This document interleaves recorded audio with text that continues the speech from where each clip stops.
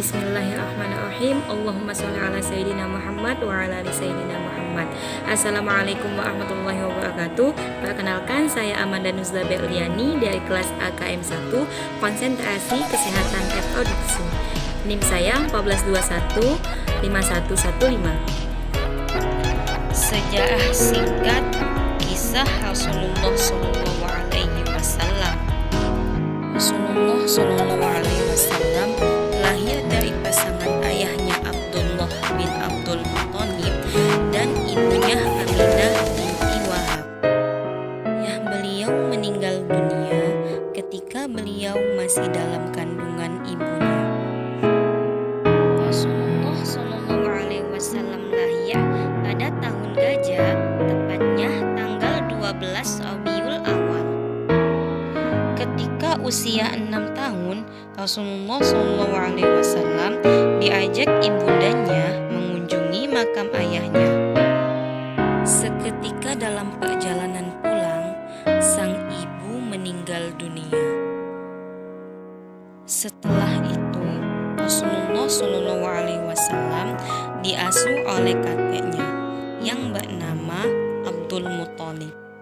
Setelah 2 tahun bersama sang kakek, lalu kakeknya pun juga meninggal. Saat itu Rasulullah SAW berusia 8 tahun. Lalu Rasulullah SAW ikut bersama pamannya yang bernama Abu Thalib. Pamannya Rasul, Abu Thalib, adalah orang yang sederhana, bukan termasuk orang yang kaya, sehingga Rasulullah membantu pamannya mengembala hewan ternak. Ketika Rasulullah mulai beranjak dewasa, beliau ikut berdagang bersama pamannya dengan mengambil barang dagangannya dari seorang janda kaya yang bernama Siti Khadijah binti Khuwailid.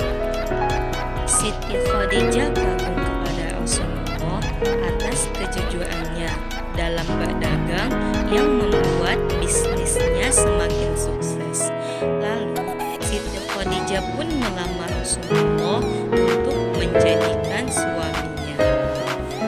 Rasulullah menikah pada usia 25 tahun dan Siti Khadijah pada waktu itu berusia 40 tahun.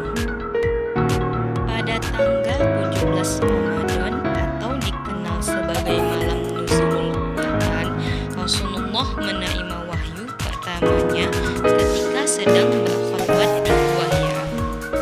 Setelah itu, malaikat Jibril datang dan memberikan wahyu, yaitu surat Al-Alaq ayat 1 sampai 4 yang berbunyi, "Bacalah dengan menyebut nama Tuhanmu yang menciptakan. Dia telah menciptakan manusia dari segumpal darah. Bacalah, dan Tuhanmulah yang maha pemurah, yang mengajak manusia dengan perantaraan kalam. Dia mengajarkan manusia apa yang tidak diketahuinya." Quran surat Al-Alaq ayat 4. Setelah peristiwa itu, Rasulullah SAW pulang dengan perasaan takut. Namun, disinilah waktu kisah kerasulan Nabi Muhammad SAW dimulai. Rasulullah kemudian mulai berdakwah secara rahasia atau sembunyi-sembunyi. Siti Khadijah, Abu Bakar As-Siddiq, Zaid bin Harisah, Ummu Aiman, Ali bin Abi Thalib, dan Bilal bin Rabah merupakan orang yang menjadi pengikut pertamanya Nabi.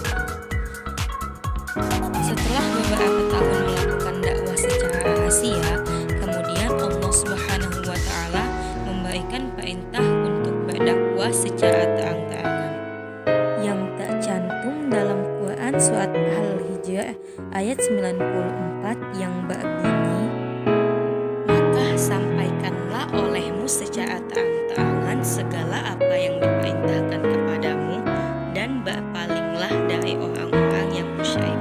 Quran surat Al-Hijr ayat 94. Setelah menerima wahyu tersebut, Rasulullah SAW melakukan dakwah secara terang-terangan. Tentu saja Tantangan dan cobaan yang datang kepada Rasulullah silih berganti, tetapi dihadapi dengan tegak demi menyebarkan agama Islam. Kerasnya perjuangan Rasulullah sehingga diangkat menjadi nabi dan rasul untuk menyampaikan wahyu dari Allah Subhanahu wa taala kepada seluruh umat manusia. Beliau pun disebut sebagai utusan Allah yang menjadi tauladan seluruh umat muslim di dunia. Pada usia 63 tahun, tibalah saatnya Rasulullah SAW meninggal dunia. Pada saat itulah seluruh umat muslim berduka dan harus merelakan suri tauladan dan yang tidak pernah lelah mengajarkan kebaikan dalam menjalani kehidupan. Peristiwa ini akan selalu dikenang oleh seluruh umat muslim sebagai peristiwa besar dan bersejarah dari perjalanan seseorang yang memiliki segala sifat kebaikan dan kemuliaan. Itulah cerita singkat kisah Nabi Muhammad SAW. Kurang lebihnya saya mohon maaf.